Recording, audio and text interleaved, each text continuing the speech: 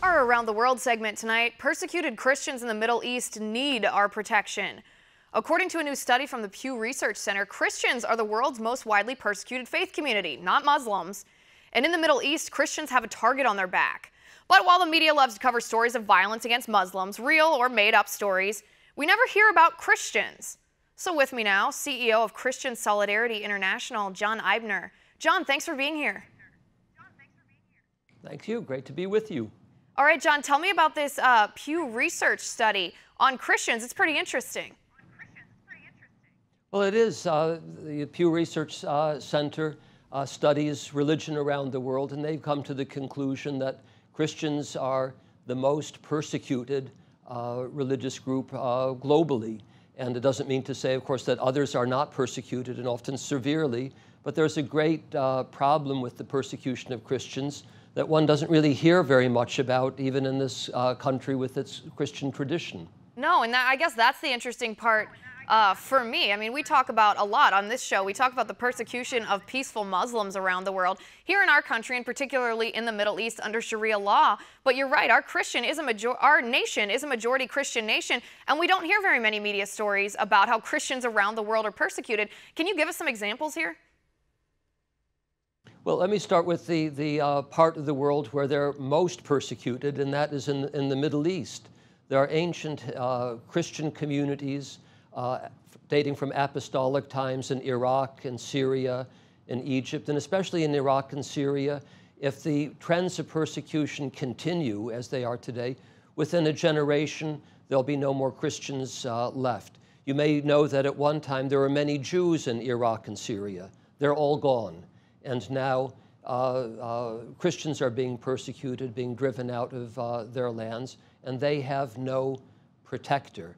So the Middle East, Syria and Iraq are the epicenters of the persecution of Christians. This is where it's most severe, it's most critical. It's a global phenomenon, but CSI, Christian Solidarity International, is committed to doing whatever we can to stop this process of religious cleansing, or even Secretary John Kerry acknowledged that what is happening to Christians in Iraq and Syria is genocide.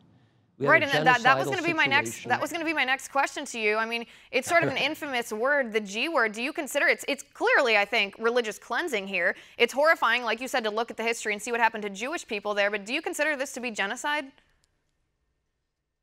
Yes, I do. It is. Christians are targeted, and others are other non-Muslim minorities like the Yazidis, who suffer terribly.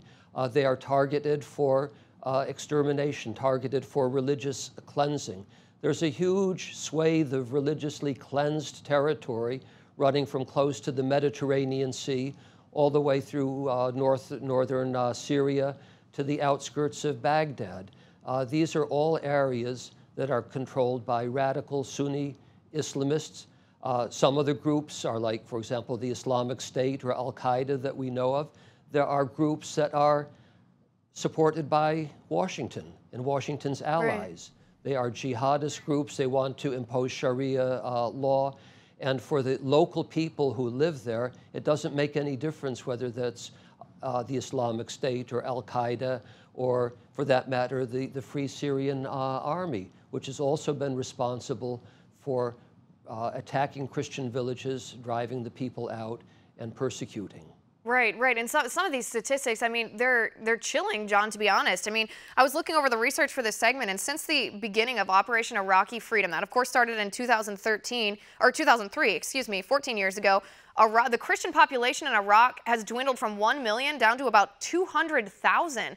That's horrifying in the space of 13, 14 years. That's right, and most of those, the 200,000 that remain, would jump at the chance to get out of Iraq and come to the West if they could get away. It's horrifying. There's no doubt about it. It's genocide. Secretary Kerry acknowledged that this is the reason, but there's no action. No, and that's what I was going to say. With all due respect, reacting. There's no. It used to be in the past that if there was a determination of genocide, action was implied. We have actually international obligations to prevent genocide. but today we recognize genocide and don't act to stop it. This is why CSI is pushing so strenuously the principles behind the the Stop Arming Terrorist Act, sponsored by Tulsi Gabbard and Rand Paul, which would prevent the U.S. government from providing arms and other support to the Islamic State, Al-Qaeda, and those that collaborate with them. Right, those who want to implement or force Sharia law on people who aren't interested in being a part of a Sharia law community, of the Muslim community. And I'll tell you why. I think you're exactly right on the fact that Secretary Kerry acknowledged that it's genocide, but in this situation, what good do words do, with all due respect to Secretary Kerry? I mean, the reason that there is no action, or there was no action the past 8 years under President Obama, is because to take action on something like this would entail that they acknowledge, they recognize that the threat emanates from radical Islamists, that they say this is part of their religious beliefs. When they want to force Sharia law on people, it entails either forcing Sharia law or killing the people. And to acknowledge that would acknowledge that it stems from Islam. And that, of course, we know that the Obama administration was not interested or willing to do. But John, thank you so much for coming on the show. We need to expose this abuse. We need to expose this genocide. It sounds like you guys are doing good work. I appreciate that.